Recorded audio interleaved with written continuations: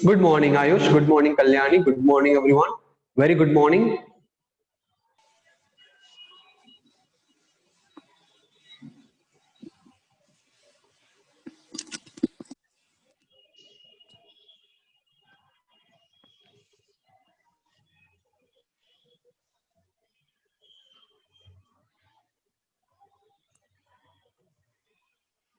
Yes, good morning.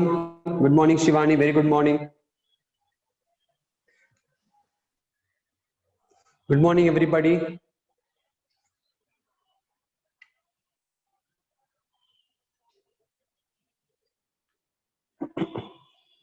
Yes, good morning, Prachi. Good morning, Ria. Very good morning. Very good morning, Sanjana. Very good morning.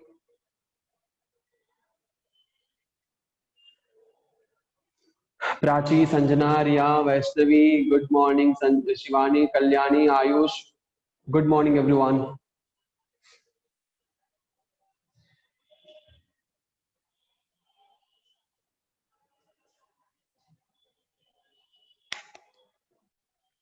All right. So today, let's start with the session. Today we are going to talk about. So अभी हमने क्या देख लिया है? अभी हम लोगों ने बहुत सारे ऑर्गेनल्स के बारे में पढ़ लिया है.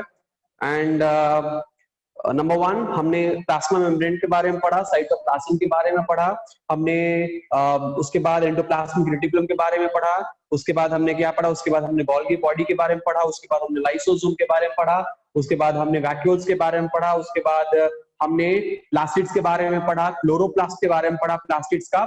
उसके बाद आज हम लोग माइक्रो बॉडीज पढ़ने वाले हैं और फिर माइक्रो बॉडीज सेल वॉल पढ़ने वाले. तो ये सब कंप्लीट करेंगे. राइबोसोम है, उसके बाद माइक्रोफिलामेंट, माइक्रोट्यूब्यूल है. All right. और उसके बाद आएगा आपका सीलिया, फ्लैजेला एंड देन आएगा आपका न्यूक्लियस और खत्म हो जाएगा चैप्टर. ठीक है. तो मोस्ट प्रोबेबली हम कोशिश करेंगे कि इस वीक के एंड में आपका सिलेबस खत्म हो जाए. ठीक है. यानी सिलेबस बोल रहे हैं, आपका ये चैप्टर खत्म हो जाए. Sorry.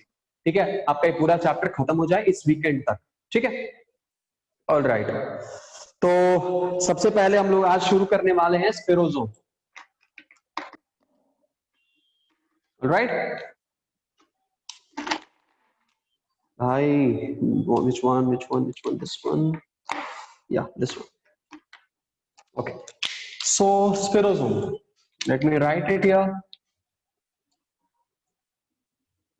Sorry, not spirosome. Microbodies. Microbodies. All right. Microbodies. So microbodies हम किसको कहते हैं? ठीक है, बहुत इंपॉर्टेंट है. हमने क्लोरोप्लास्ट, प्लास्टिड वगैरह देख लिया है. उसके बाद हम माइक्रोबॉडीज पढ़ते हैं. फिर हम लोग राइबोसोम्स के बारे में भी देखेंगे. सेल वॉल के बारे में भी आज हम लोग कोशिश करेंगे कि हम लोग देख लें. ठीक है. चलो. माइक्रोबॉडीज का मतलब क्या है? माइक्रो यानी स्मॉल, माइक्रो मीन्स स्मॉल और bodies means what? Microbodies. Micro small and bodies means छोटे छोटे बॉडीज है ना, पार्टिकल्स. So micro bodies. ये हमारे जो माइक्रो बॉडी है, स्मॉल बॉडी है ना, माइक्रो बॉडी.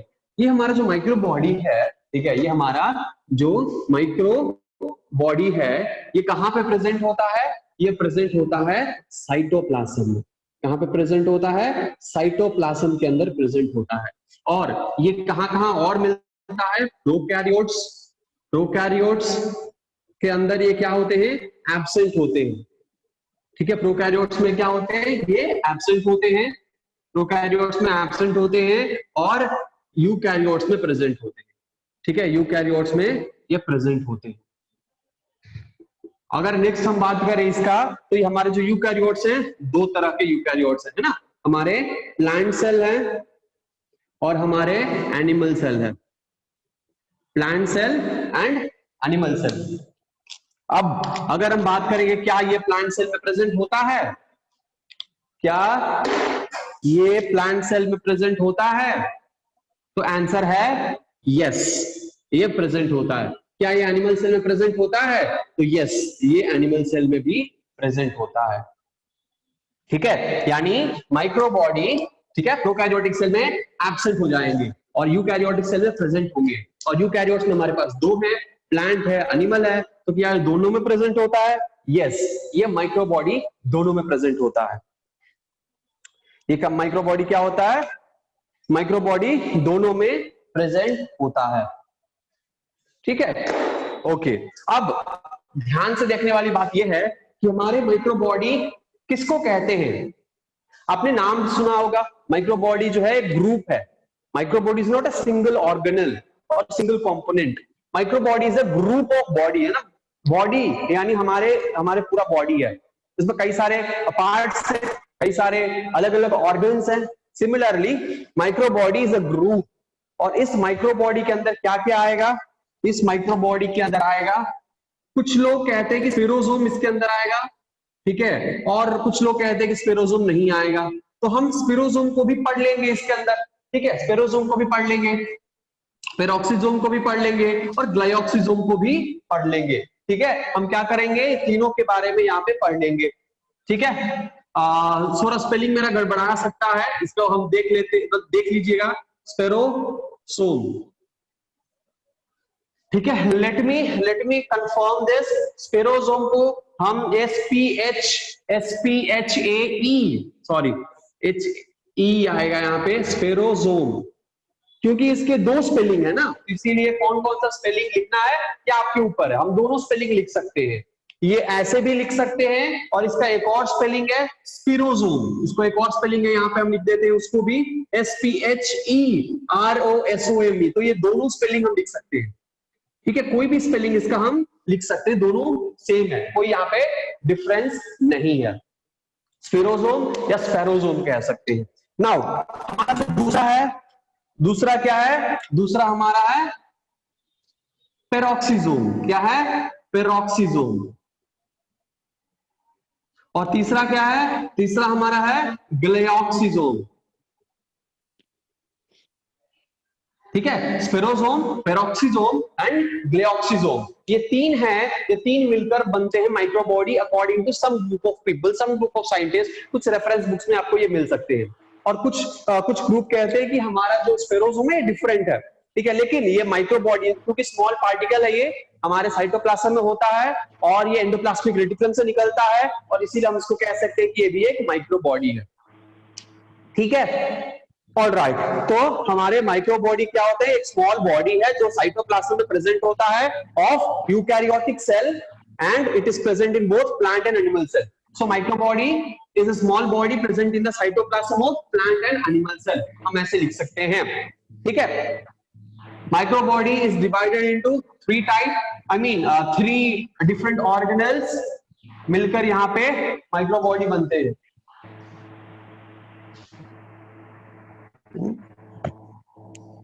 आ रहे आवाज?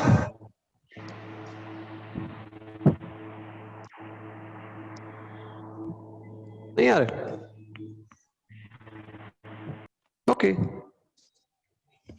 तो इसको थोड़ा सा ऊपर रख देते हैं ना, इसका मतलब अब आएगा, है ना। चलो, स्पेरोसोम, पेरोक्सिसोम एंड ग्लाइऑक्सिसोम। ठीक है, स्पेरोसोम पहले हम लोग पढ़ेंगे, फिर हम लोग बाकी दोनों के बारे में भी पढ़ने वाले हैं।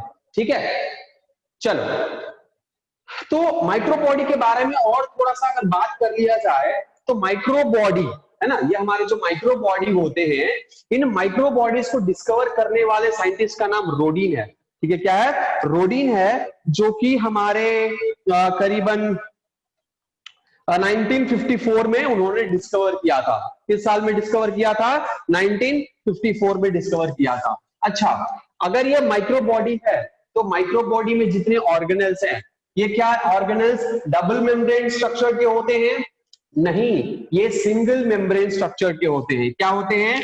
ये सिंगल मेम्ब्रेनस स्ट्रक्चर के होते हैं।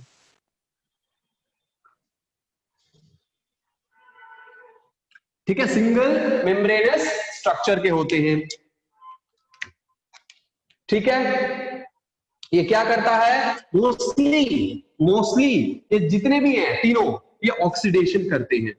इनका ये मेजर प्राइमरी रोल है, क्या? ऑक्सीडेशन। फिर अगर बात करें तो किसने डिस्कवर किया, तो डिस्कवर किया रोडिन ने इन 1954। ठीक है, 1954 में रोडिन नाम के साइंटिस्ट ने डिस्कवर किया। ठीक है, इस नॉर्मल हमारे जो माइक्रो बॉडीज होते हैं, हम कह सकते हैं स्फेरिकल बॉडी है, नॉर्मल स्फेरिकल बॉडी है, जो किसी ना किसी सेल ऑर्गेनेल से निकलते हैं।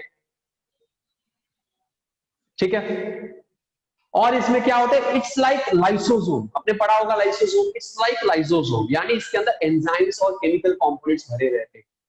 ठीक है, इसमें क्या होते हैं, एंजाइम्स भरे रहते हैं, हाइड्रोलाइटिक एंजाइम हो सकता है, ठीक है, और भी कई सारे एंजाइम हो सकते हैं, कि क्या होते हैं, एंजाइम भरे रहते हैं इसके अंदर। स्मॉल स्फेरिकल बॉल हो सकता है जिसके अंदर एंजाइम भरे हैं। और इसका डायमीटर क्या होता है, इसका डायमीटर होता है, इसका डायमीटर होता है 0.52, 1.2 या 1.5 या 1.2 माइक्रोमीटर इन डायमीटर। सो इसका डायमीटर क्या होता है, इसका डायमीटर होता है, इसका डायमीटर होता है 0.2 टू 1.5 माइक्रोमीटर, माइक्रो बॉडीज का। ठीक है, माइक्रो बॉडीज का डायमीटर क्या होता है, 0.2 टू 1.5 माइक्रोमीटर इन डायमीटर। ठीक है,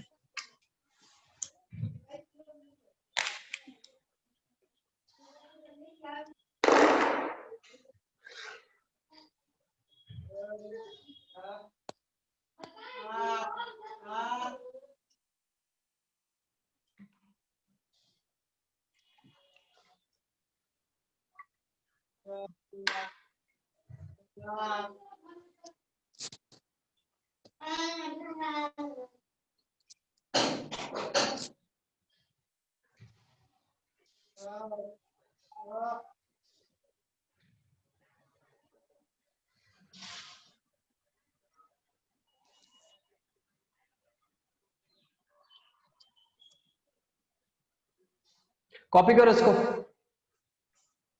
copy this down.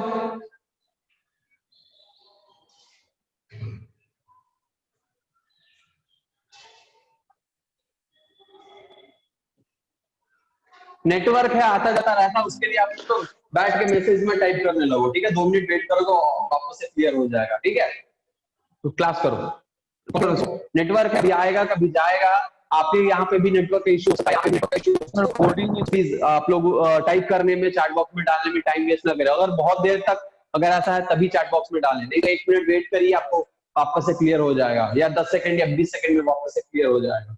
So don't worry and don't panic about that. जितना टाइम वेस्ट करेंगे आप लोग टाइप करने में, उतना वेट करके बोर्ड पे कुछ लिख सकते हैं, बोर्ड वाले कुछ कॉपी कर सकते हैं नोट में। ज्यादा देर तक अगर लैग कर रहा है, ज्यादा देर तक अगर ब्लैक है, तब मुझे बताइएगा।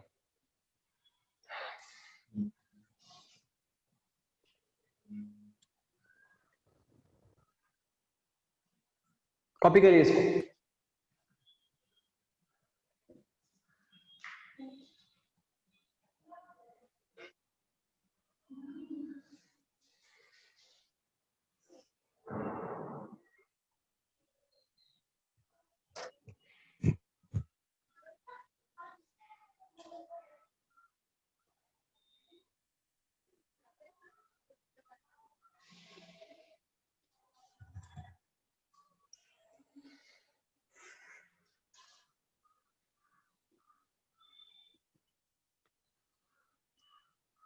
Let's start with spherosome.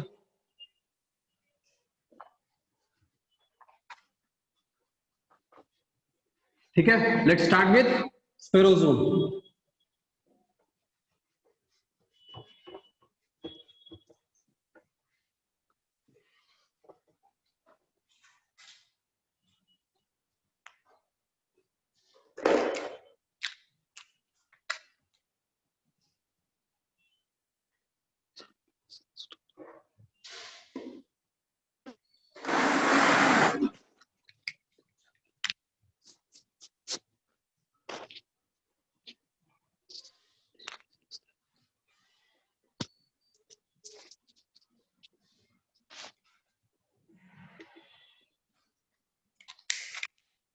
Spherosome कई सारे ऐसे क्वेश्चन लोगों के हो सकते हैं, ठीक है, जो जो आप पूछना चाहते हो, ठीक है, लेकिन इस क्लास को वेट करिए, खत्म होने तक का इंतजार करिए। अगर खत्म होने तक आपका डाउट क्लियर नहीं होता है, क्योंकि ऐसा कई सारी चीजें क्वेश्चंस हो सकते हैं मे बी कि हम आगे बताने वाले होंगे, ठीक है, तो सब्र करिएगा। अगर क्लास के एंड तक डाउट क्लियर नहीं हो रहा है, क्वेश्चन सॉल्व नहीं हो रहा है, तब मुझसे क्वेश्चन पूछिएगा, ठीक है। तब तक थोड़ा सा पेशेंस लगाएं, पेशेंस के साथ लेक्चर को ध्यान से सुने और समझे, ठीक है। स्पेरोसोम, स्पेरोसोम क्या होता है? Spherosome single membrane bound, single membrane, single membrane bound, ठीक है, single membrane bound organelle, single membrane bound organelle, single membrane bound organelle है। Good morning Bharti, very good morning. Single membrane bound organelle होता है जो कि स्फेरिकल शेप का होता है, ठीक है, क्या होता है? स्फेरिकल शेप का होता है, और इसका फंक्शन है it stores fat, it stores fat, it stores fat, fat को ये क्या स्टोर करता है, ठीक है। उसके बाद अगर बात करें और किसी चीज की इसमें, तो इसमें बहुत सारे एंजाइम्स भी प्रेजेंट होते हैं, ठीक है, और ये कहां से डेवलप होता है? Develops from endoplasmic, it develops from endoplasmic reticulum,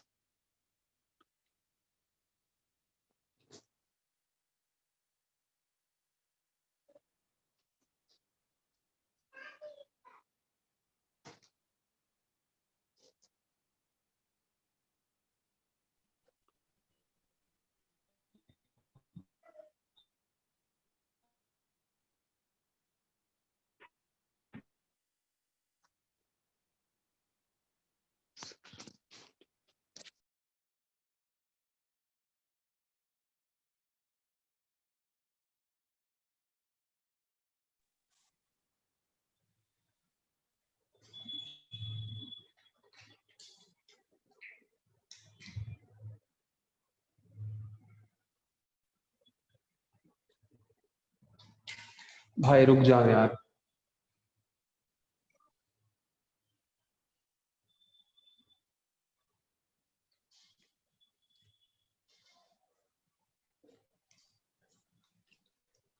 ठीक है, तो स्पेरोसोम क्या है? सिंगल मेम्ब्रेन बाउंड ऑर्गेनल है,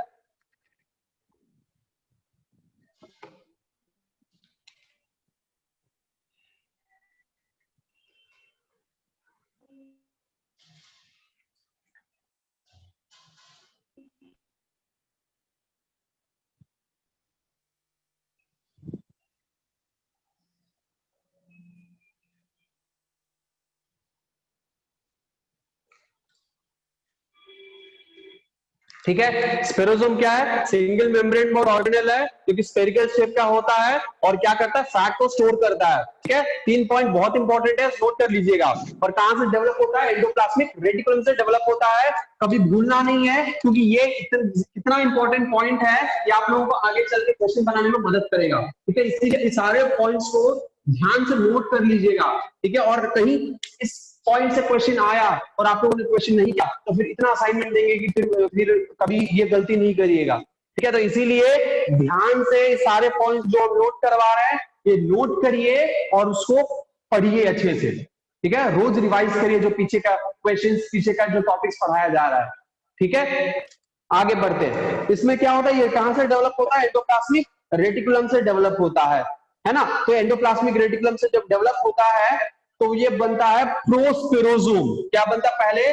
पहले बनता है प्रोस्पेरोसोम, और फिर जब ये बाहर निकल जाता है एंडोप्लाज्मिक रेटिकुलम से, तो इसको स्पेरोसोम कहने लगते हैं। यानी मान लीजिए कि ये एंडोप्लाज्मिक रेटिकुलम है, ये एंडोप्लाज्मिक रेटिकुलम का स्टैक है, स्टैक ऑफ एंडोप्लाज्मिक रेटिकुलम। यहां से ये पहले इस एंड पे बल्ज फॉर्म होगा, जिसको हम कहेंगे प्रोस्पेरोसोम। इसमें एंजाइम्स होंगे, इसमें क्या होंगे? एंजाइम्स भरे रहेंगे, फैट्स भरे रहेंगे, और फैट से क्या करेगा, फैट से धीरे धीरे अक्यूमुलेट होगा और यहाँ पे बल्ज फॉर्म होगा और उस बल्ज को क्या कहेंगे, उसको हम कहेंगे प्रोस्पेरोसोम। और वो प्रोस्पेरोसोम क्या करेगा, वहां से रिलीज हो जाएगा और जब वो रिलीज हो जाएगा उसको हम कहेंगे स्पेरोसोम। ठीक है, ये मान लीजिए क्या है, एंडोप्लाज्मिक रेटिकुलम का स्टैक है। क्या है, एंडोप्लाज्मिक रेटिकुलम का स्टैक है, स्टैक ऑफ एंडोप्लाज्मिक रेटिकुलम। ठीक है, स्टैक ऑफ एंडोप्लाज्मिक रेटिकुलम ऐसे ही होता है ना, थोड़ा इधर उधर होता है ना, थोड़ा इधर उधर होता है एंडोप्लाज्मिक रेटिकुलम, राइट। तो ये बल्ज फॉर्म होगा प्रोस्पेरोसोम, फिर वहां से निकल जाएगा, दैट विल बिकम योर स्पेरोसोम। ठीक है, उसके बाद क्या होता है, ये जो स्पेरोसोम होता है, ठीक है, ये लाइसोसोमल एक्टिविटी, ये लाइसोसोमल एक्टिविटी करता है, यानी इसके अंदर एंजाइम्स भी होते हैं। इसके अंदर क्या होते हैं, इसके अंदर it also contains enzyme, it also contains enzymes, और इसीलिए ये क्या हो सकता है, ये इन्वॉल्व हो सकता है हाइड्रोलाइटिक एक्टिविटी में, हाइड्रोलाइटिक एक्टिविटी में ये इन्वॉल्व हो सकता है। ठीक है, क्लियर है सब कुछ, नोट कर लीजिए फटाफट से। एक चीज, छोटा सा चीज हम बता देते हैं, इसको किसने डिस्कवर किया, इसको डिस्कवर किया पेर्नर ने, इसको डिस्कवर किया पेर्नर ने 1950 1953 में। और इसीलिए क्योंकि 1954 में हमने देखा था कि माइक्रोबॉडी डिस्कवर हुए और ये 1953 में डिस्कवर हो गया, है ना। तो कंट्रोवर्सी है, मतलब थोड़ा सा ये क्या कह सकते हैं, यहाँ पे ऊपर नीचे आपको याद रखना पड़ेगा। ठीक है, अगर ये अलग से पूछता है एज ए माइक्रोबॉडी नहीं, क्योंकि माइक्रोबॉडी ही यहाँ पे ये माइक्रोबॉडी के अंदर लिखे हैं और माइक्रोबॉडी 1954 लिखे हैं, है ना, ईयर डिस्कवरी का। तो ये थोड़ा सा आप लोगों को मैनेज करके ऑप्शन चूज करने होंगे। ठीक है, ऑप्शन क्या करने होंगे, मैनेज करके चूज करने होंगे, क्योंकि ये भी 1950 ये 1953 में डिस्कवर हो गया, है ना, और हमने कहा कि माइक्रोबॉडी 1954 में डिस्कवर हुआ है, तो एक साल बाद हुआ है ना। तो हम दोनों को याद रखेंगे और उसी हिसाब से क्वेश्चन का आंसर देंगे। ठीक है, चलो तो ये नोट कर लो, that's all about your स्पेरोसोम।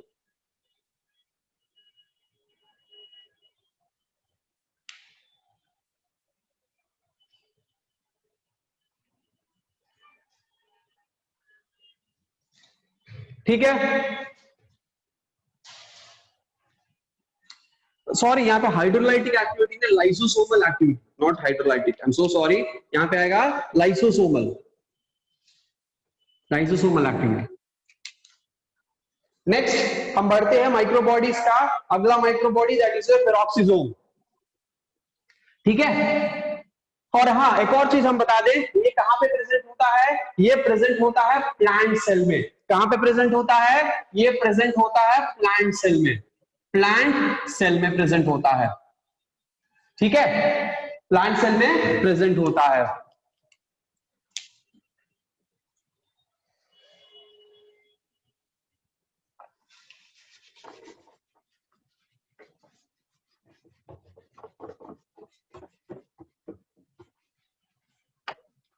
Next है पेरोक्सिसोम।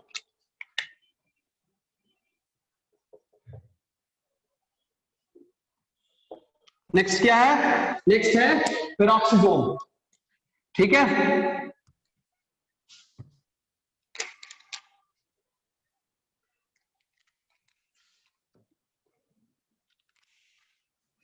ये भी क्या है, सिंगल मेम्ब्रेन बाउंड ऑर्गेनल है, मेम्ब्रेन बाउंड ऑर्गेनल है।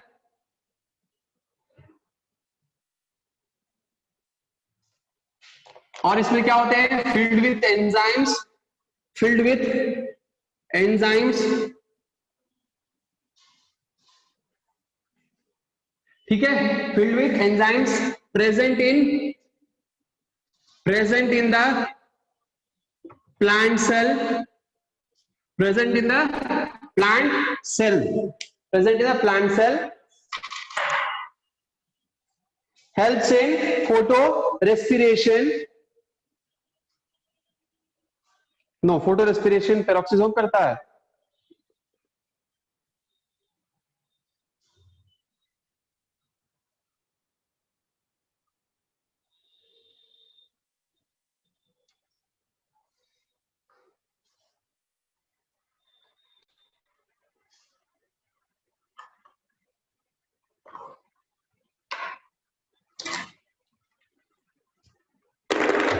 present in plant cell and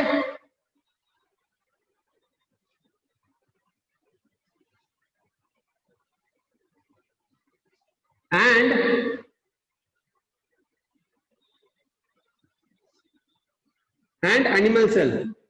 ठीक है, present in plant cell and animal cell, right. So ये प्लांट सेल और एनिमल सेल दोनों में प्रेजेंट होता है.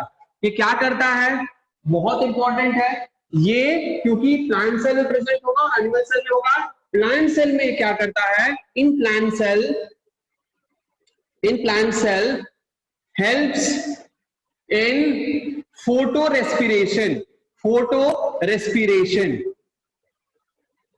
क्या होता है, helps in photo respiration. What is photo respiration, that is important to understand कि फोटो रेस्पिरेशन क्या होता है ना.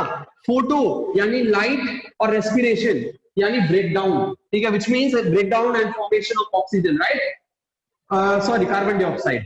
तो रेस्पिरेशन का मतलब क्या होता है, रेस्पिरेशन का मतलब होता है ग्लूकोज का टूटना होता है. ग्लूकोज टूटता है और फिर कार्बन डाइऑक्साइड या ऑक्सीजन में बनता है. ना फोटो रेस्पिरेशन का मतलब क्या, लाइट की मदद, यानी अगर हमारा प्लांट है तो क्या करता है, फोटोसिंथेसिस करता है. क्या करता है, फोटोसिंथेसिस करता है.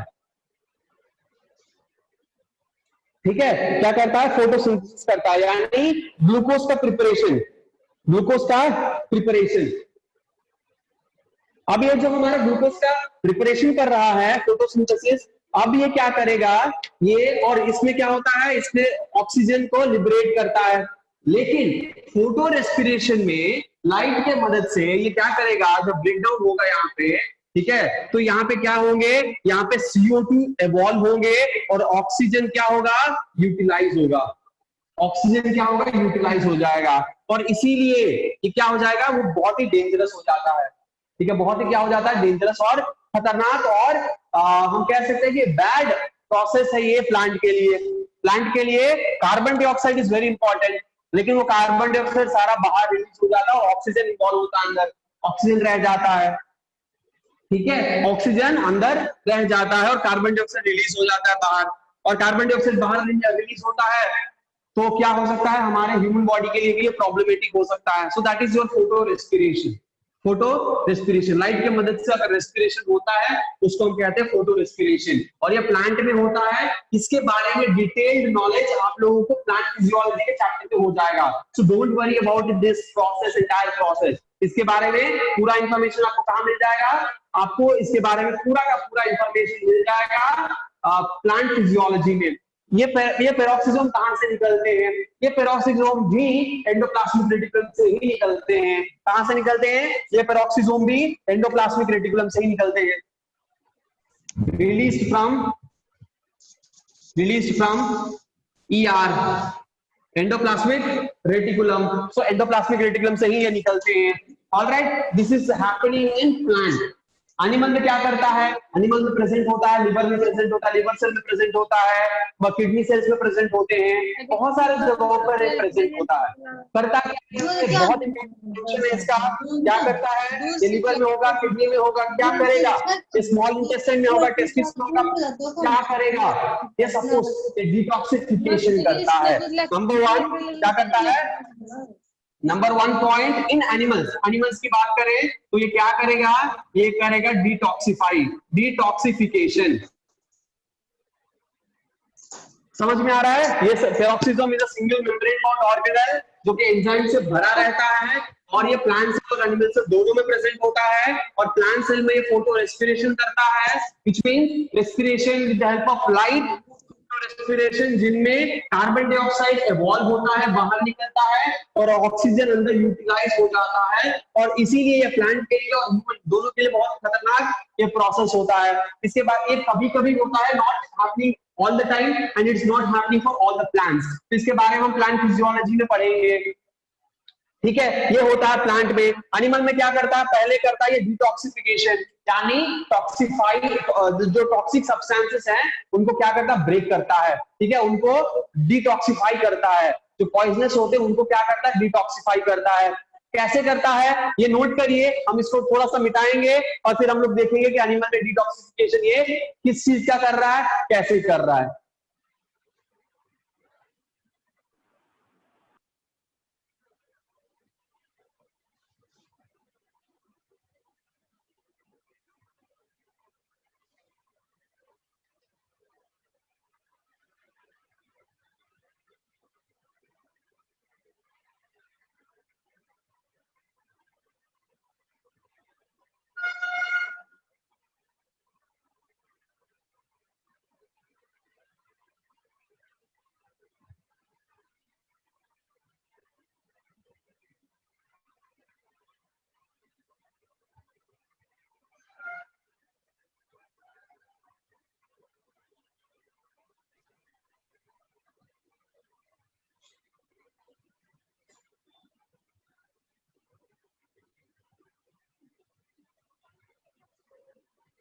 चलिए आगे बढ़ते हैं।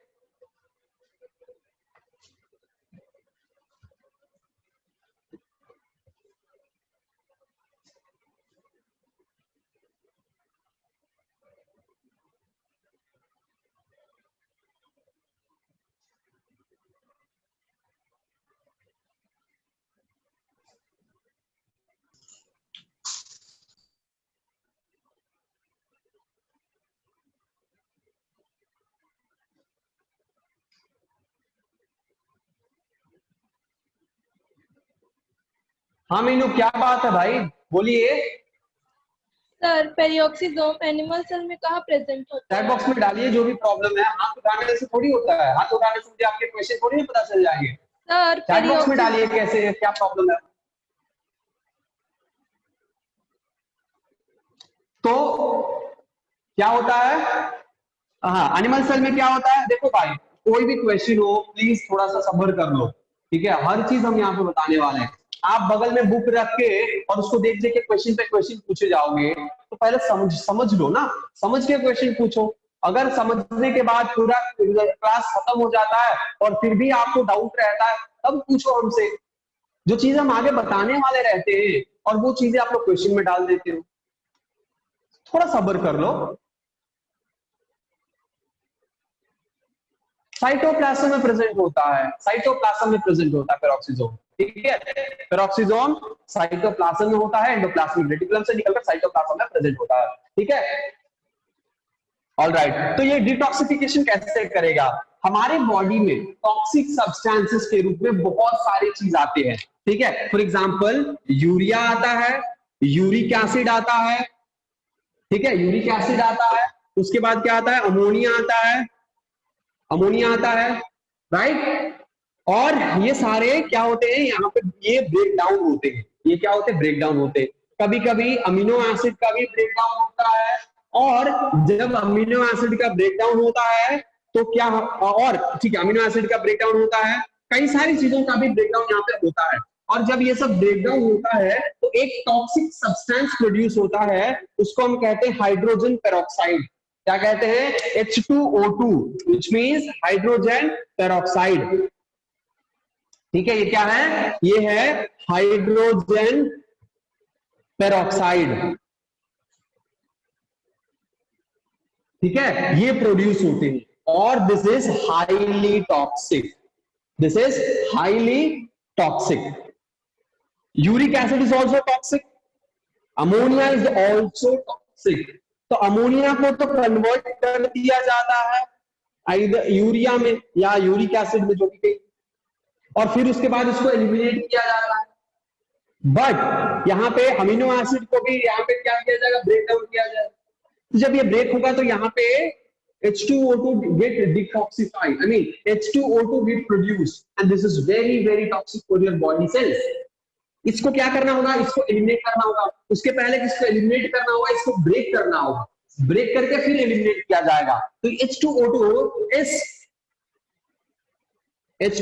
is broken down, ठीक है, with the help of H2O2 is broken down with the help of enzyme which is produced by peroxisome, which is produced by peroxisome, hydrogen peroxidase, that is called hydrogen peroxidase, right. ये क्या होता है, hydrogen peroxidase, या कह सकते हैं कि हम सिंपली इसको कैटालेस एंजाइम भी कह सकते हैं। कैटालेस के अंदर बहुत सारे आएंगे जिनमें हाइड्रोजन पेरोक्सीडेज भी आ जाएगा, ठीक है। उसके मदद से क्या हो जाएगा, इसको ब्रेक डाउन किया जाएगा। तो हम यहाँ पे सिंपली लिखते हैं कैटालेस या पेरोक्सीडेज, ठीक है, या हाइड्रोजन पेरोक्सीडेज। इससे क्या होगा, ये कैटालिटिक एक्टिविटी यहाँ पे होगा और H2O2 gets converted into H2O plus O या O2, ठीक है, गेट्स लिबरेटेड आउट, ठीक है। H2O2 प्लस O या फिर हम यहाँ पे लिख सकते हैं 2H2O, ठीक है, 2H2O,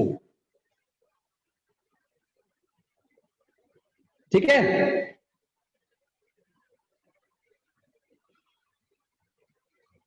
या फिर H2O प्लस O2, सिंपली इस तरह से भी लिख सकते हैं। So now this is not toxic to your body, this is not toxic to your body, this can be utilized by your body cells, ठीक है। So this action is performed by peroxisome, ठीक है। This action is performed by your peroxidase, sorry peroxisome. हो गया peroxisome का performance. अब ये peroxisome, तो ये बहुत ही इंपॉर्टेंट फंक्शन होता है एनिमल सेल में, डिटॉक्सिफिकेशन, और ये काम करता है पेरोक्सिसोम। तो यहाँ पे अमीनो एसिड जब ब्रेक होगा तो ये प्रोड्यूस होगा, तो जब ये प्रोड्यूस होता है अमीनो एसिड के ब्रेकडाउन पर, तो ये भी ब्रेक होकर डिटॉक्सिफाई हो जाता है, और इसका ये फंक्शन करता है पेरोक्सिसोम, ठीक है। समझ में आ गया? इनमें से एक क्वेश्चन एक भाई साहब ने पेरोक्सीडेज के बारे में क्वेश्चन पूछा था, उनको समझ में आ गया? भैया सब्र रखोगे तो सारे क्वेश्चन का आंसर ऑटोमेटिकली मिल जाएगा, ठीक है।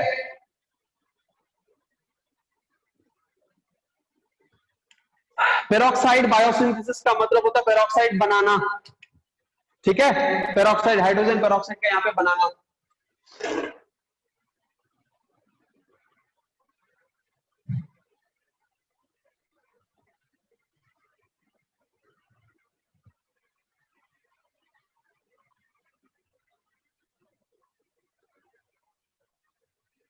ऑलराइट, आगे बढ़ते हैं और देखते हैं हमारा तीसरा माइक्रोबॉडी दैट इज ग्लाइऑक्सिसोम। तीसरा microbody that is your glyoxysome, इसको नोट कर लीजिए और हम लोग आगे बढ़ते हैं।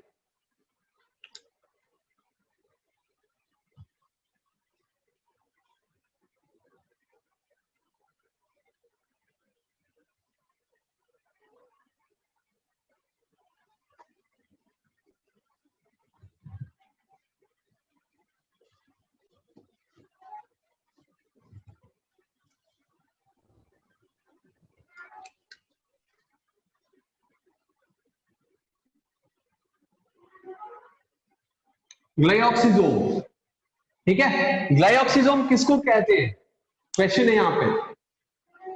तो ग्लाइऑक्सिसोम भी एक माइक्रोबॉडी है, और ये भी क्या है, एक spherical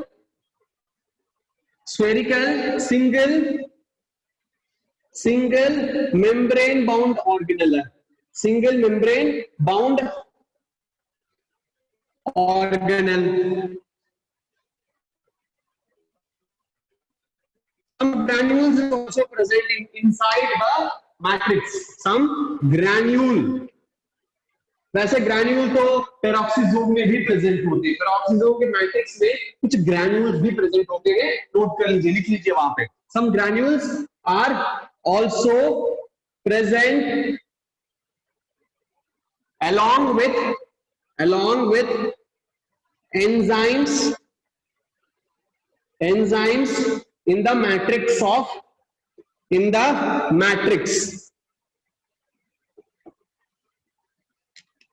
matrix is fluidic in nature.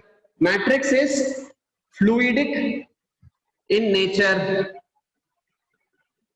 Matrix क्या होता है, फ्लूइडिक होता है, यानी फ्लूइड मैट्रिक्स प्रेजेंट होते हैं इसके अंदर, ठीक है, और ग्रैन्यूल्स होते हैं। क्लियर है? ये तीन बहुत इंपॉर्टेंट पॉइंट है, ठीक है, नोट कर लीजिए।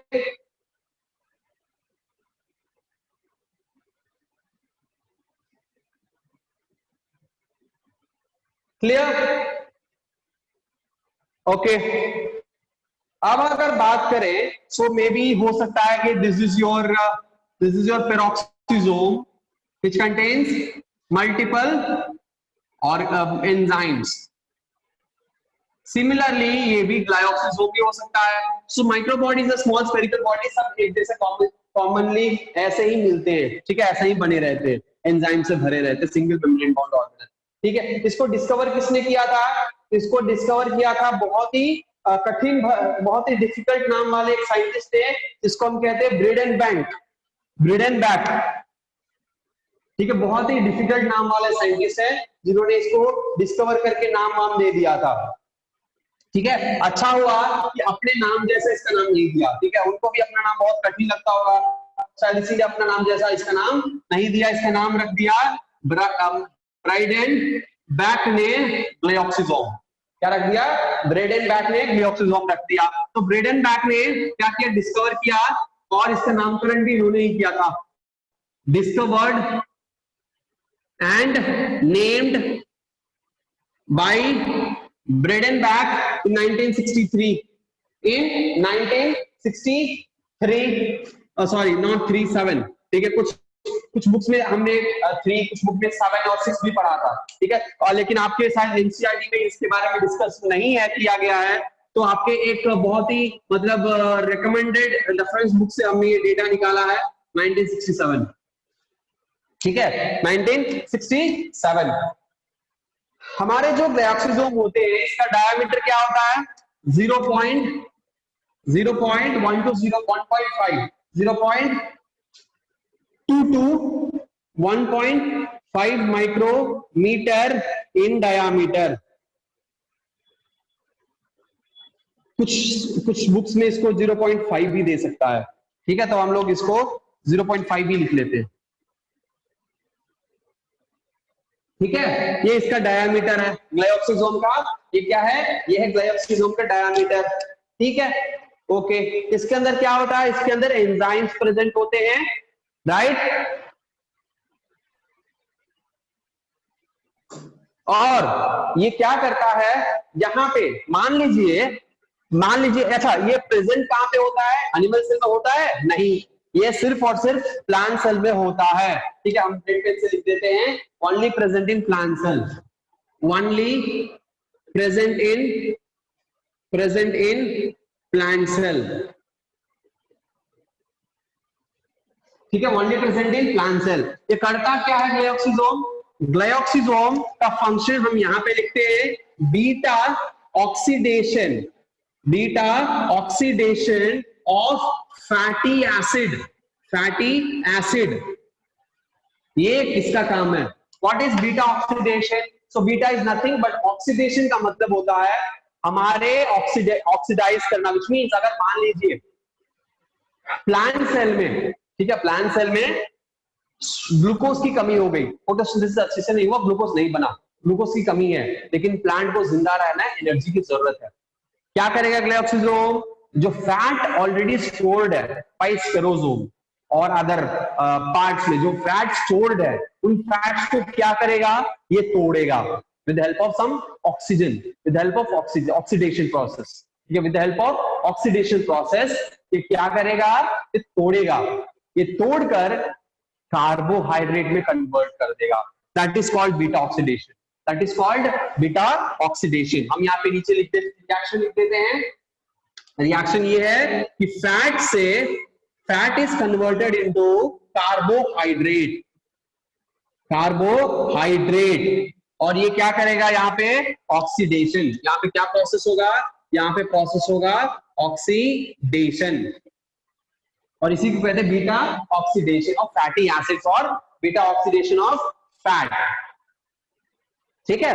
और जब ये कार्बोहाइड्रेट बनेगा, अब ये कार्बोहाइड्रेट क्या होगा, अब ये कार्बोहाइड्रेट टूटेगा, और कार्बोहाइड्रेट टूटकर क्या बनेगा, ग्लूकोज बनेगा, और ग्लूकोज बनेगा विच मींस इस प्रोसेस को क्या कह सकते हैं, क्योंकि यहाँ पे ग्लूकोज बन रहा है, इसको हम कह सकते हैं ग्लूकोनियोजेनेसिस, जहां ग्लूकोज बनता है उसको हम क्या कहेंगे, ग्लूकोनियोजेनेसिस, व्हिच मींस ग्लूको यानी ग्लूकोज, ध्यान से सुनिएगा, ग्लूको यानी ग्लूकोज, नियो यानी नया, और जेनेसिस यानी सिंथेसिस, तो नया ग्लूकोज का मॉलिक्यूल सिंथेसिस होता है यहाँ पे, कैसे, after as a result of beta oxidation of fatty acid, जब फैट टूटेगा, जो चर्बी है हमारे बॉडी में, फैट को चर्बी कहते हैं, कोलेस्ट्रॉल चर्बी है, तो चर्बी यानी हमारा फैट जो है, फैटी एसिड, जो लिपिड हम लोग खाते हैं, जो तेल का आइटम खाते हैं, या बहुत सारे लिपिड सब्सटेंसेस हम लोग कंज्यूम करते हैं, वो क्या होता है,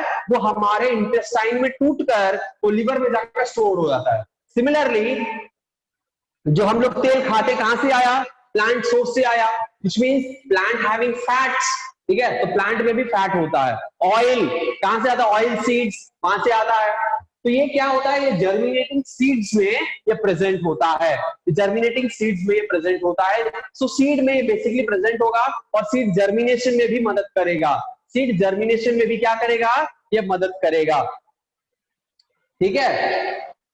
और ये कहाँ रहेगा, जर्मिनेटिंग सीड्स यानी जर्मिनेटिंग ऑयल सीड्स में रहेगा, क्योंकि यहाँ पे फैट स्टोरिंग सीड्स, क्योंकि फैट का ब्रेकडाउन हो रहा है तो फैट ज्यादा होना चाहिए, सो ऑयल सीड्स में, जर्मिनेटिंग ऑयल सीड्स में ही होगा ग्लाइकोक्सिजोम। और ये फंक्शन वहां पे हो सकता है कि जब ऑक्सीजन की, जब कार्बोहाइड्रेट की कमी है, जब ग्लूकोज की कमी है, तो नया ग्लूकोज बनाना है, ठीक है, बनाना है, तो क्या होगा, वहां पे आपको बीटा ऑक्सीडेशन होगा, यानी फैट टूटकर कार्बोहाइड्रेट बनाएगा और फिर वो ग्लूकोनियोजेनेसिस होगा।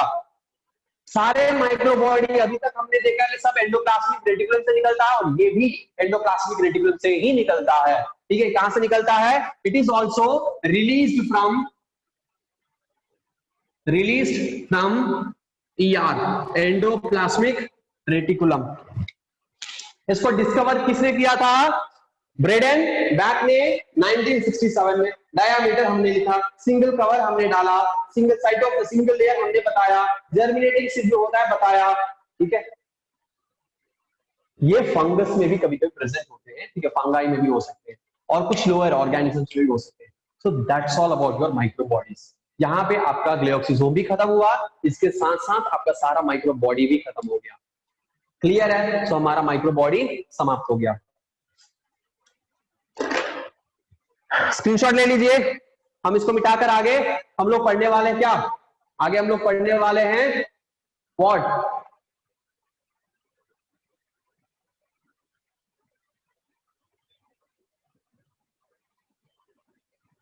Cell wall.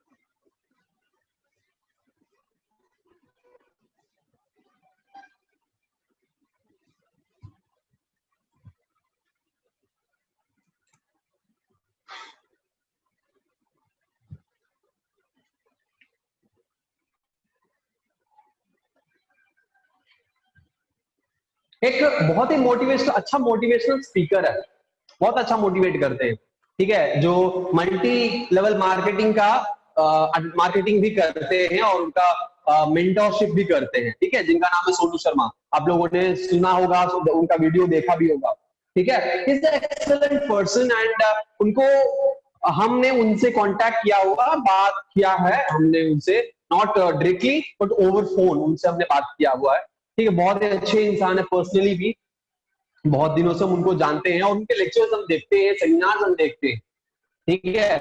और हम कल रात में हम उनका कुछ एक वीडियो देख रहे थे टाइम मैनेजमेंट पर, ठीक है, टाइम मैनेजमेंट पर और स्किल पे भरोसा रखने पर। अपने स्किल पे हमेशा क्या रखना चाहिए, भरोसा रखना चाहिए, ट्रस्ट रखना चाहिए कि आप कुछ भी कर सकते हैं। क्या है, आप कुछ भी कर सकते हैं। देखो क्या होता है कि आप कहीं आप पढ़ाई करते हो, ठीक है, पढ़ाई करते हो, आप पढ़ते वक्त अलग अलग टेक्निक का इस्तेमाल करते हो। सेल वॉल छोटा सा है, खत्म हो जाएगा, आज सेल वॉल खत्म करेंगे हम, यहां से हिलेंगे, बिना खत्म किए हम नहीं हिलेंगे। कोशिश करेंगे कि सेल वॉल के साथ साथ हम और आपके कुछ और ऑर्गेनल भी हम निपटा दें आज, ठीक है। तो आज में भी हो सकता है कि 12 बजे से थोड़ा सा ज्यादा भी क्लास चले, और क्योंकि एक क्लास हम लोगों का मिस हो गया था, उसका कॉम्पनसेटरी हम कुछ कुछ थोड़ा थोड़ा करके हम एक्स्ट्रा पढ़ा के उसका कॉम्पनसेट हम कर देंगे, so don't worry about that, ठीक है। उस दिन क्योंकि तबीयत खराब होने की वजह से हम एक दिन, क्योंकि हमें डर था उसके पहले कहीं कोरोना नहीं हो गया, क्योंकि हमें थोड़ा सा गले में दर्द होने लगा, सांस लेने में तकलीफ होने लगी, ठीक है, फीवर आ गया और सर्दी खांसी दोनों था, तो इससे और बॉडी पेन था, सर में दर्द था, तो हमें लगा कि कहीं कोरोना तो नहीं है, इसलिए हमने एक दिन आइसोलेट रह के खुद को टेस्ट कर लिया कि है कि नहीं है। लेकिन उसके बाद बुखार जो है वो कम हो गया, तो हमने लगा ठीक है चलो कोई बात नहीं, और हम अगले दिन से काम करने लगे। थोड़ा थोड़ा फीवर रोज रहता है, हमेशा रहता है, अभी भी है, but it's not corona, I hope, I guess, sorry, ठीक है, आई गेस। तो क्या है कि मौसम चेंज हो रहा है, क्लाइमेट चेंज हो रहा है, ठंडा है, और रोज नहाना है ही, बिना नहाए तो, क्योंकि हमारे जो ऐसे संस्कृति और हमारा जो कल्चर है, ठीक है, कि पूजा करके ही खाना खाना चाहिए, क्योंकि ब्राह्मण है आप, तो ब्राह्मण में पूजा करके खाना खाना चाहिए, सो इन दैट केस नहाना तो जरूरी हो जाता है, इसीलिए थोड़ा सा फीवर रहता है, और उसका कॉम्पनसेटरी हम लोग क्लास को कवर अप कर देंगे, ठीक है, so don't worry about that, right. तो हम कल रात में क्या कर रहे थे वो देख रहे थे, तो टाइम मैनेजमेंट के बारे में बता रहा था। यानी आप लोग सब स्टूडेंट हो, और स्टूडेंट लाइफ में आप लोग पढ़ाई करते हो, तैयारी करते हो, ठीक है, और फिर कई सारे स्टूडेंट से डिस्कशन भी करते हो कि हमने ये पढ़ लिया है, इस तरह से हमने आइडिया लगाया है।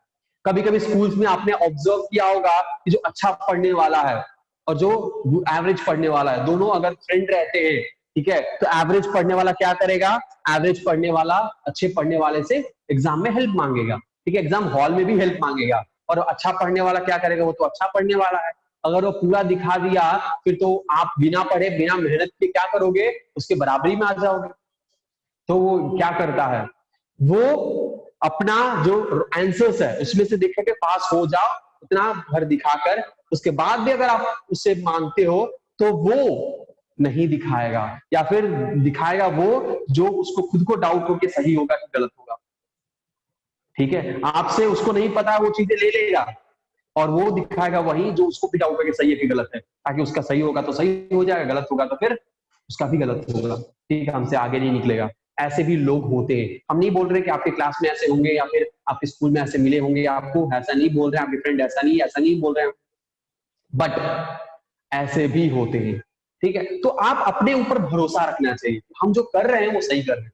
कुछ लोग क्या करते हैं, अरे हमने नहीं पढ़ा है, हमने टच तक नहीं किया है, और एग्जाम हॉल में टॉप करके आते हैं, क्यों, क्योंकि सीक्रेटली पढ़ाई करते हैं, सीक्रेटली पढ़ाई करते हैं, ठीक है, वो बताते नहीं कि हम ये कर रहे हैं, इतना पढ़ रहे हैं, ठीक है। लेकिन जो स्मार्ट वर्कर होता है, ठीक है, हम कहते हैं कि हार्ड वर्क नहीं करना चाहिए, स्मार्ट वर्क करना चाहिए, रटो, बैठ के रटते रहो, ये गलत बात है। स्मार्टली हम उसको समझ लें और उसको हम कॉन्सेप्ट को क्लियर करके क्वेश्चन प्रैक्टिस कर लें, कम समय में ज्यादा चीजें हम ग्रास्प कर सकते हैं, अपने अंदर ले सकते हैं। हम बार बार कहते हैं, अपने हर एक स्टूडेंट से कहते हैं कि don't be a hard worker, be a smart worker, ठीक है, हमेशा स्मार्टली वर्क करिए, हार्ड वर्क पे ज्यादा फोकस ना करिए, स्मार्टली काम करिए, और अगर कम समय है तो स्मार्टनेस के साथ साथ थोड़ा सा हार्ड वर्क डाल दीजिए, और आप बेस्ट हम बेस्ट निकल के आएंगे, बेस्ट से भी बेस्ट। इस चीज को हमेशा याद रखिएगा, और अपने प्लान्स किसी को मत बताइए, ठीक है, अपने प्लान्स किसी को मत बताइए जब तक वो प्लान आप पूरा नहीं कर लेते हो, नहीं तो आइडियाज की चोरी होती रहती है, ठीक है। इस धरती पर आपके बायोलॉजी के साइंटिस्ट से लेकर फिजिसिस्ट से लेकर बहुत सारे ऐसे डिस्कवरीज हुए हैं जो एक्चुअल में वो पर्टिकुलर इंसान ने किया ही नहीं होता है, उसका उसमें कोई काम नहीं होता है, वो किसी और से वो चुराया हुआ रहता है। थॉमस अल्वा एडिसन से लेकर, ठीक है, बड़े बड़े साइंटिस्ट, थॉमस अल्वा एडिसन, एंटन वॉन ल्यूवेनहॉक से लेकर रॉबर्ट हुक, बहुत सारे ऐसे साइंटिस्ट का हम लिस्ट आपको गिना सकते हैं जिन्होंने कुछ ऐसे डिस्कवरीज चुराए हैं जो कि किसी और के हैं, और अपने नाम से वो चुराकर प्रेजेंट करके नोबेल प्राइज तक जीता है। तो आप सिर्फ उसका आइडिया चुरा सकते हो, उसका ब्रेन नहीं चुरा सकते, ये हमेशा याद रखिएगा। आप अपने ब्रेन पर भरोसा रखिएगा, आप अपने स्किल पर भरोसा रखिएगा, और इस जमाने में ऐसा है कि सब कुछ अपने अंदर ही रखिए, अपने प्लान्स किसी को मत बताइए, अपने गोल्स किसी को मत बताइए, करके दिखाइए, और उसके सामने करके दिखाइए, ठीक है, ये हमेशा याद रखिएगा, जीवन भर ये याद रखिएगा कि आप एक टैलेंटेड पर्सन है, आप एक स्किल्ड पर्सन है, और अपने स्किल को कभी भी रिवील मत करिए, स्किल जहां दिखाना हो वहां पे दिखाइए, ठीक है। किसी को ये मत कहिए हम ये हैं वो हैं वो हैं वो हैं, जरूरी नहीं है, काम बोलेगा, काम, जबान नहीं, ठीक है, जबान से ज्यादा वर्क करो, एक्शन करो, so words is lesser powerful than action, action is more powerful than words. ये एक बहुत इंपॉर्टेंट स्टेटमेंट किसी ने दिया था, मुझे याद नहीं कौन दिया था। Action speaks more than words. तो वर्ड्स पे मत जाइए, एक्शन करके दिखाइएगा और अपने स्किल पे भरोसा रखिएगा। सीक्रेटली वर्क करिएगा, किसी को रिवील नहीं करना है हम ये कर रहे हैं, ये कर रहे हैं, ये कर रहे हैं। प्लान करिए, स्मार्ट वर्क करिए, हार्ड वर्क नहीं स्मार्ट वर्क, और अपने स्किल पर भरोसा रखिए, अपने आप पे भरोसा रखिए, अपने ब्रेन पर भरोसा रखिए, क्योंकि आइडियाज कोई चुरा सकता है, आपका ब्रेन नहीं और आपका किस्मत नहीं। इसीलिए मेहनत करते रहिए और आपको सफलता जरूर मिलेगी। आगे बढ़ते हैं और सेल वॉल से शुरू करते हैं।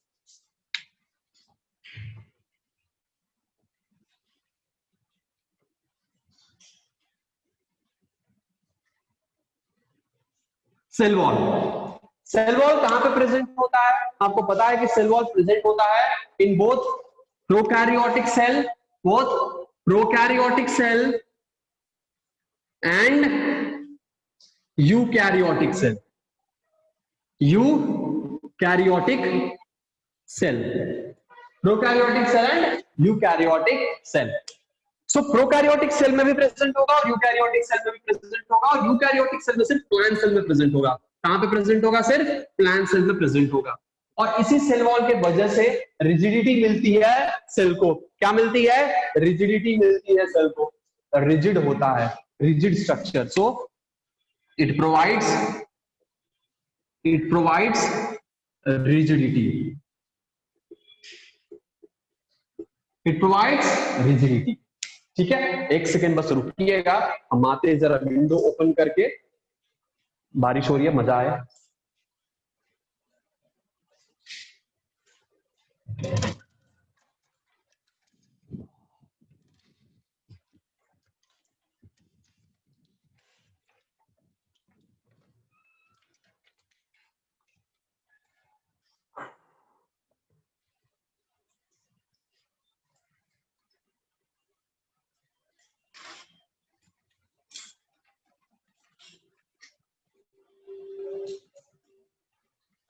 ऑल राइट, तो क्या करता है? रिजिडिटी। कोई चैट बॉक्स में कुछ आपने डाला है क्या?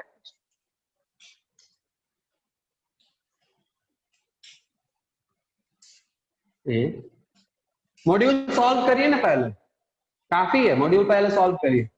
ठीक है, उसके अलावा देखिए, आपको जो भी कंटेंट चाहिए होगा, जो भी क्वेश्चन चाहिए होगा, आप अपने कोऑर्डिनेटर से मांगिएगा। ठीक है, मेरे पास कंटेंट्स नहीं है, कंटेंट्स मेरे पास है लेकिन वो उसपे जो है वो लेबल लगा हुआ है हमारे लर्निंग लाइफ का। ठीक है, इसलिए वो कंटेंट्स हम आपको दे नहीं पाएंगे, क्योंकि वो अवंती का नहीं है, वो हमारा अपना खुद के इंस्टीट्यूट जो हम चलाते हैं उसका है, लर्निंग लाइफ का है, तो हम आपको प्रोवाइड नहीं कर पाएंगे। हाँ, अवंती के पास बहुत सारे कंटेंट है, आप अपने कोऑर्डिनेटर, हमसे ज्यादा कंटेंट वो रखे हैं अवंती, तो अवंती के पास है। आप क्या करिए, अवंती से कोऑर्डिनेटर से कहिए, अपने कोऑर्डिनेटर से कहिए, वो आपको प्रोवाइड कर देंगे। ठीक है, आपको दे देंगे। ठीक, कंटेंट बहुत सारे पड़े हुए हैं, वो आपको मिल। ठीक है, हम इसलिए नहीं दे पाएंगे क्योंकि उसके बहुत सारे वाटरमार्क है और वो सब बहुत प्रॉब्लम होगा। सेकंड टाइम पढ़ा रहे हैं? क्या पढ़ा रहे हैं सेकंड टाइम? ये सेल वॉल सेकंड टाइम पढ़ा रहे हैं? ऑलरेडी पढ़ा चुके हैं क्या? सेल वॉल हो चुका है ये? क्या सेकंड टाइम पढ़ा रहे हैं?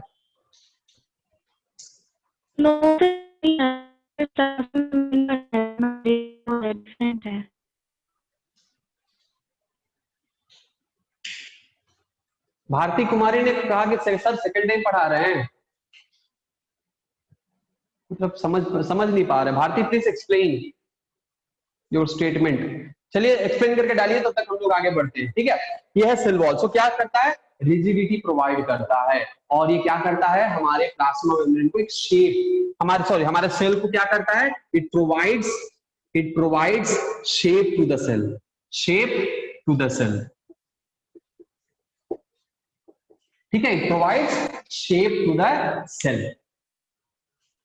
नहीं, सेल वॉल नहीं हुआ है, I hope Bhartiya cell wall शायद नहीं हुआ है, ठीक है, इसीलिए हम पढ़ा रहे हैं। ठीक है, तो सेल वॉल क्या करता है? शेप प्रोवाइड करता है और प्रोटेक्ट करता है, प्रोटेक्ट फ्रॉम मैकेनिकल इंजुरी।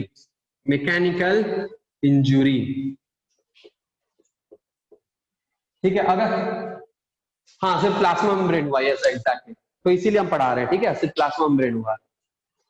ठीक है, तो हम इसको क्या कहते हैं, ये एक क्या है, ये एक rigid semi elastic,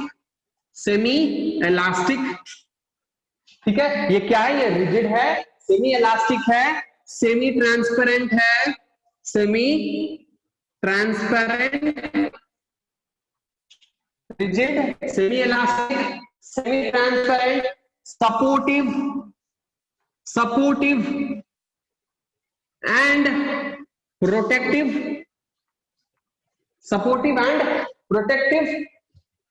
but permeable, yes it is permeable, ठीक है, it is permeable covering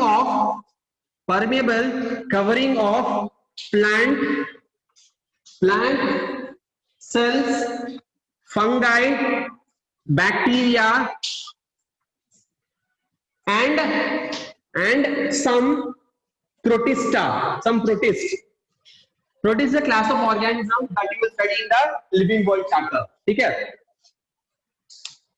All right, so cell wall is rigid, semi-elastic, semi-transparent, supportive and protective, but permeable, covering of plant cell, fungi, bacteria and some protists. ये एक आप definition के रूप में लिख सकते हैं, ठीक है, एक पॉइंट के रूप में भी आप लिख सकते हैं, ठीक है, नोट कर लीजिए इसको, हम आगे बढ़ते हैं.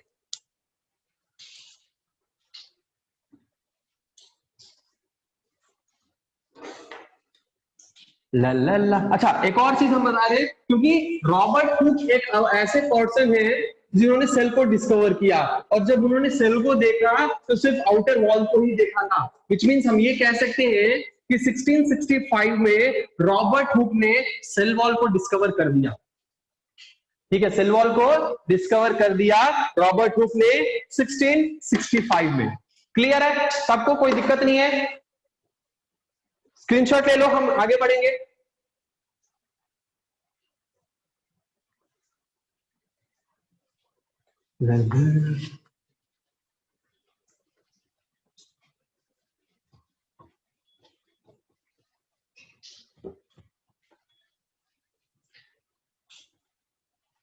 yes exactly right.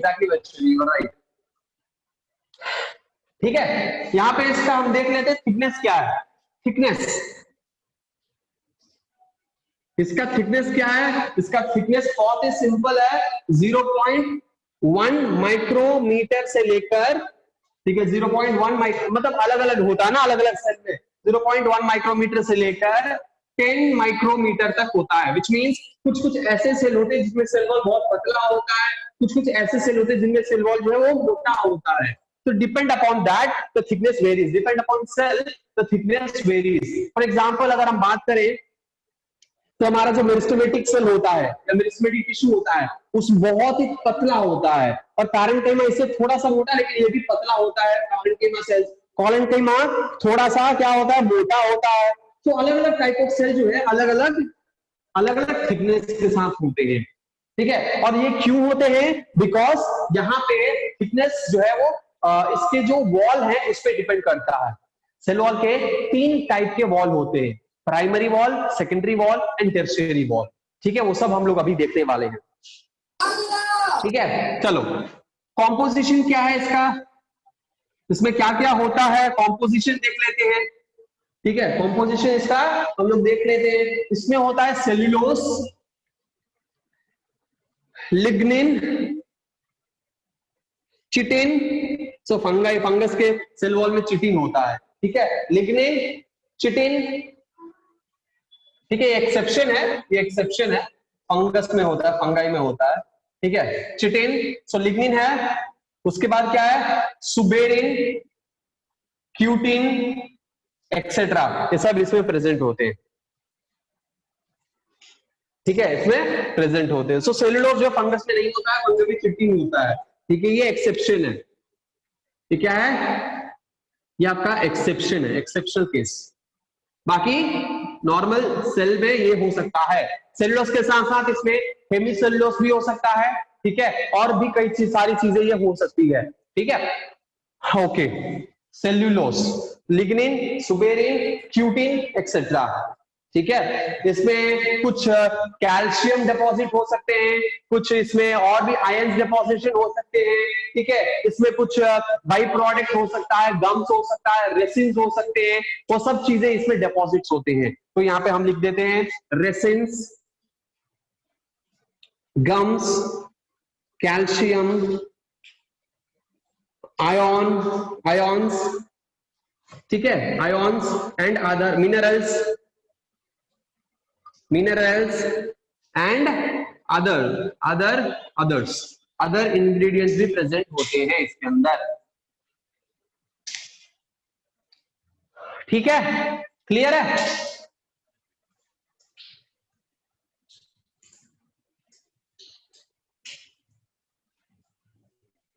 कॉपी करो जल्दी से। थोड़ा सा लिख देते कि और कुछ हो सकता है इसमें। इसमें हो सकता है वाटर, इसमें हो सकता है वाटर 60%, ठीक है। सेलुलोज या हेमी सेल्यूलोज कितना हो सकता है?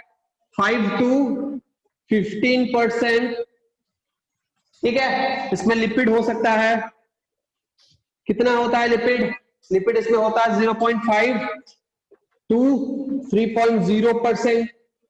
इसमें प्रोटीन्स है, ये कितना होता है?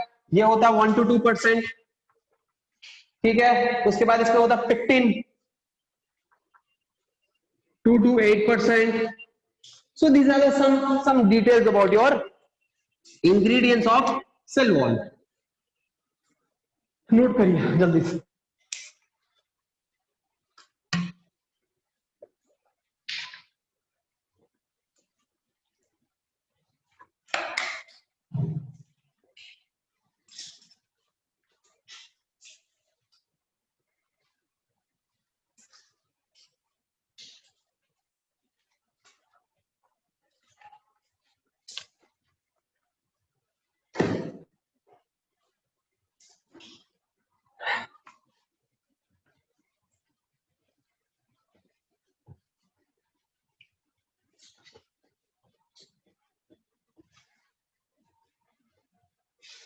Next, structure of cell wall.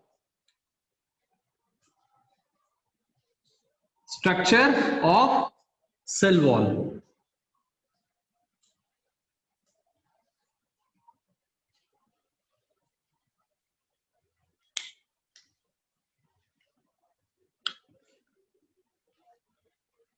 Alright, basically हमारा जो सेल वॉल होता है इसके 3 बेसिक स्ट्रक्चर्स होते हैं, 3 पार्ट्स होता है स्ट्रक्चर में। एक होता है मिडिल लैमेला,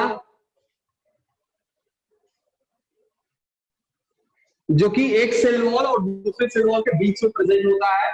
सो ये भी एक तरह का पार्ट ही है। उसके बाद होता है प्राइमरी वॉल, सेकेंडरी वॉल, और कभी कभी किसी में टर्शरी वॉल भी होता है, टर्शरी वॉल।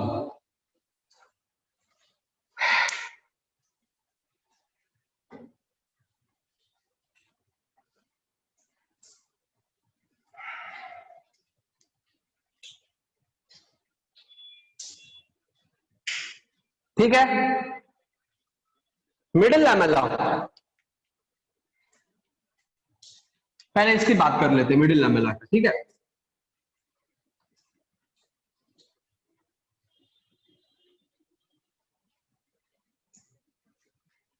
मिडिल लैमेला क्या होता है? मिडिल लैमेला जैसे मान लीजिए कि हमारा सेल वॉल है, ये सेंटर में है मिडिल लैमेला, और फिर आया आपका दूसरा सेल वॉल। ये सीमेंटिंग मटेरियल का काम करे, सीमेंट का काम करेगा, यानी दो ईंट को जोड़ने के लिए जैसे सीमेंट की जरूरत पड़ती है, ठीक है, दो ईंट को जोड़ने के लिए जैसे सीमेंट की जरूरत पड़ती है, वैसे ही दो सेल को जोड़ने के लिए यहां पे ये सीमेंट यानी मिडिल लैमेला की जरूरत पड़ती है।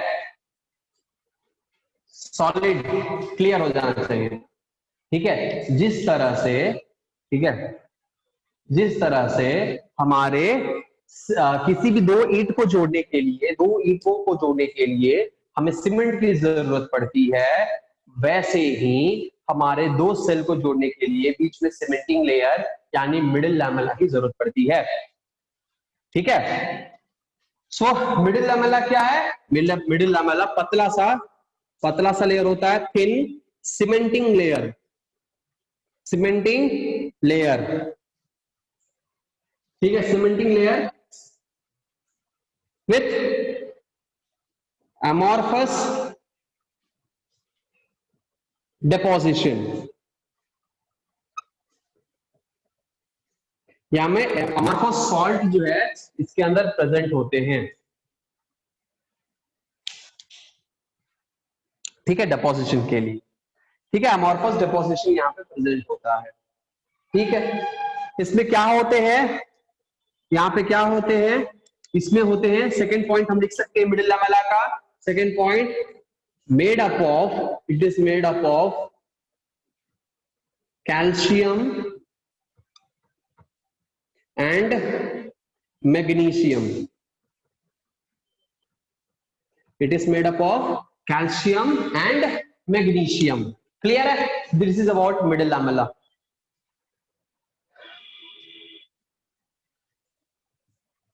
अगर हम बात करें, नेक्स्ट बात करें प्राइमरी वॉल का, ठीक है, तो प्राइमरी वॉल क्या होता है?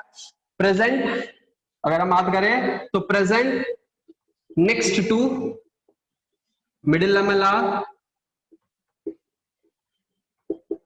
ठीक है, present next to middle lamella और कंपोज्ड ऑफ माइक्रोफाइब्रिल्स और simple carbohydrate, we can say it is made up of simple carbohydrate और सिंपल सेल्यूलोज, सिंपल सेल्यूलोज, यहाँ पे क्या होंगे, यहाँ पे हो सकते हैं simple cellulose, cellulose is also a carbohydrate, cellulose क्या है, एक small amount of is carbohydrate ही है, सेल्यूलोज, हेमीसेल्यूलोज एक्सेट्रा,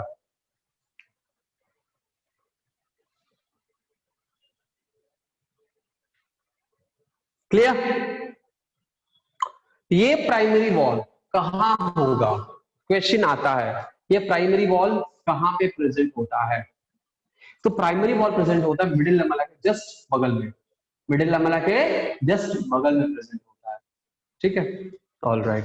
चलो इसके बाद हम क्या देखेंगे, इसके बाद हम लोग बाकी क्या चीजें, देखो फॉर एग्जाम्पल अगर हम दिखाएं आपको एक छोटी सी चीज, तो यहाँ पे क्या है, यहाँ पे है मिडिल लैमेला सेंटर में, ठीक है, क्या है, सेंटर में मिडिल लैमेला है, ये है आपका मिडिल लैमेला। उसके बाद क्या आएगा, ये सेल नंबर 1 है और ये सेल नंबर 2 है, ये सेल नंबर 2 है, ये इनसाइड है, ठीक है, इसका इनसाइड है, ठीक है, ये है प्राइमरी, ये है मिडिल लैमेला, दो सेल को डिवाइड किया है। उसके बाद आता है पहला और थिन प्राइमरी वॉल, दोनों तरफ आएगा प्राइमरी वॉल। फिर क्या आएगा, फिर आएगा secondary wall,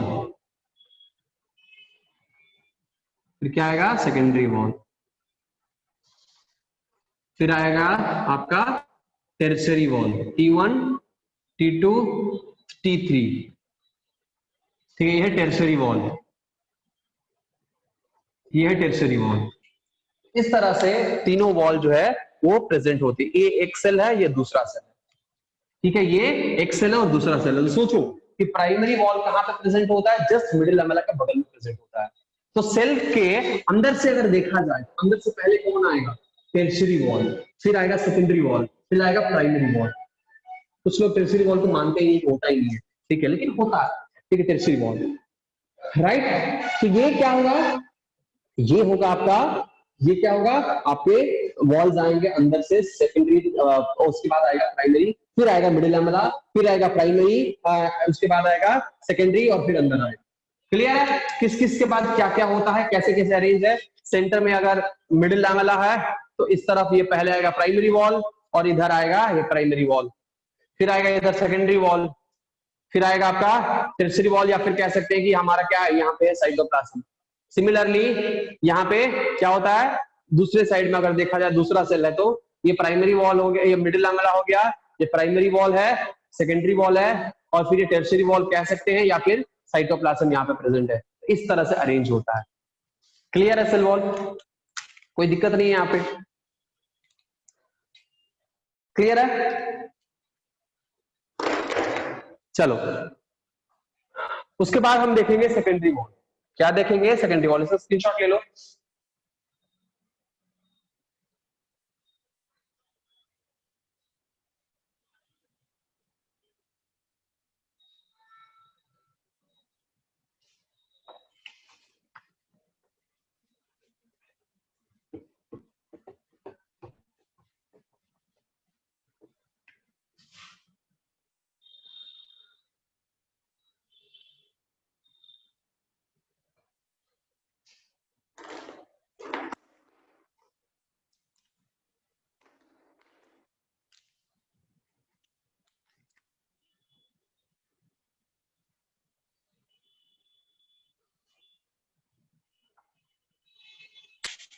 secondary wall, secondary wall क्या होता है, ये प्राइमरी वॉल के बाद होता है, next to primary wall, primary wall interiorly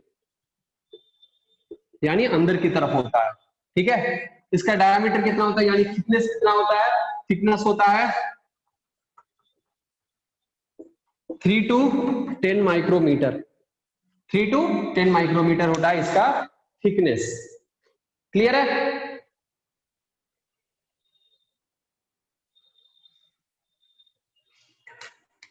thickness क्या होता है, 3 to 10 माइक्रोमीटर का इसका थिकनेस होता है, राइट। तो कुछ आपके जो रेफरेंसेस हैं, रेफरेंसेस कहते हैं कि सेकेंडरी वॉल तक प्रेजेंट होता है। यहाँ पे एक और टर्म का इस्तेमाल करना बहुत जरूरी है, यानी यहाँ पे जो बहुत इंपॉर्टेंट एक पार्ट है जिसको हम कहते हैं प्लाज्मोडेस्मेटा, उसके बारे में हम आपको बता देते हैं। ठीक है, प्लाज्मोडेस्मेटा के बारे में। प्लाज्मोडेस्मेटा क्या होता है, इसको हम कहते हैं साइटोप्लाज्मिक ब्रिज। क्या कहते हैं, इसको हम कहते हैं साइटोप्लाज्मिक ब्रिज, साइटोप्लाज्मिक ब्रिज। ठीक है, ये क्या है, ये है आपका साइटोप्लाज्मिक ब्रिज। और ये जो हमारा साइटोप्लाज्मिक ब्रिज है, मतलब ये क्या करता है, नदी का काम करता है ना। नदी का, दो नदी है यहाँ पे, या कह सकते हैं कि हमारा एक सेल है, यहाँ पे साइटोप्लाज्म है, बहुत सारा क्या है, साइटोप्लाज्म है, फ्लूइड है, और दूसरा सेल है, यहाँ पे दूसरा सेल है। ठीक है, दूसरा सेल है। अब यहां से यहां चले जाने के लिए क्या चाहिए, ब्रिज की जरूरत है, तो यहाँ पे बीच में एक गैप आ जाएगा और ये हो जाएगा आपका ब्रिज का काम करेगा। ठीक है, यानी अब जो भी मटेरियल होगा, जो भी मटेरियल होगा, अब वो इस ब्रिज के थ्रू एंटर कर सकता है दूसरे, और इसी ब्रिज को हम क्या कहते हैं, प्लाज्मोडेस्मेटा कहते हैं। इसीलिए हम इसको कहेंगे cytoplasmic bridge, cytoplasmic bridge. Clear है। तो plasmodesmata is a cytoplasmic bridge, जो कि छोटे छोटे पोर्स, हमारे सेल वॉल छोटे छोटे पोर्स होते हैं, और उस पोर्स के थ्रू एंटर करता है, वो वहां पे गैप क्रिएट होता है, पिट होता है, उसको हम कहते हैं पोर, है ना। और वही होता है आपका मेन प्लाज्मोडेस्मेटा। क्या होता है, प्लाज्मोडेस्मेटा। बोलो हाँ या ना, यस और नो, होता है, बिल्कुल होता है, प्लाज्मोडेस्मेटा होता है। ठीक है, हमारे सेल वॉल में, राइट, सेल वॉल में क्या होता है, प्लाज्मोडेस्मेटा होता है। और प्लाज्मोडेस्मेटा के अंदर, ठीक है, मान लीजिए हम बता रहे हैं आपको, क्या है, हमारा वॉल है, ठीक है, हमारे जो है वो वॉल है, तो यहाँ पे एक वॉल है और दूसरा वॉल यहाँ पे है। ठीक है, हाँ, दूसरा वॉल यहाँ पे, राइट। और इसके अंदर से, यहां से क्रॉस करना है एक सेल से दूसरे सेल में, और ये है बीच में ब्रिज, और ब्रिज के अंदर एक ट्यूब होता है, एक ट्यूब होता है। क्या कहते हैं इसको? इस ट्यूब के अंदर ही, इस ट्यूब के अंदर ही एंडोप्लाज्मिक रेटिकुलम होता है और वो ट्रांसफर होता है एक जगह से दूसरी जगह से। डीएनए यहाँ एंडोप्लाज्मिक रेटिकुलम अटैच है, इसके अंदर से जेनेटिक मटेरियल एक सेल से दूसरे सेल में पास होता है। इसको क्या कहते हैं? इसको कहते हैं डेस्मोटिब्यूल। इसको कहते हैं डेस्मोटिब्यूल। ठीक है, डेस्मोटिब्यूल, और वो प्लाज्मोडेस्माटा के अंदर ही प्रेजेंट होता है। ठीक है, और ये कहां से किससे कनेक्टेड होता है डेस्मोटिब्यूल? ये एंडोप्लाज्मिक रेटिकुलम से कनेक्टेड होता है। किससे कनेक्टेड होता है? एंडोप्लाज्मिक रेटिकुलम से ये कनेक्टेड होता है, एक एक अपने अपने सेल के एंडोप्लाज्मिक रेटिकुलम से। ठीक है, यानी हमारा जो प्लाज्मोडेस्माटा है, ठीक है, क्या पता है हमें कि हमारा जो एंडोप्लाज्मिक रेटिकुलम वो प्लाज्मा लेमा तक अरेंज होता है, सेट होता है, और प्लाज्मा जो मेम्ब्रेन होता है वो कनेक्टेड रहता है यहाँ पे, और प्लाज्मा मेम्ब्रेन यहाँ पे कनेक्टेड है, और it forms a cytoplasmic bridge. It forms a cytoplasmic bridge.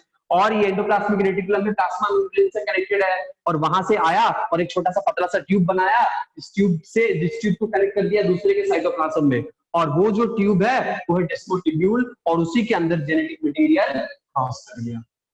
Clear है? क्लियर है? चलो, तो दिस इज योर प्लाज्मोडेस्माटा। ठीक है, दिस इज योर प्लाज्मोडेस्माटा।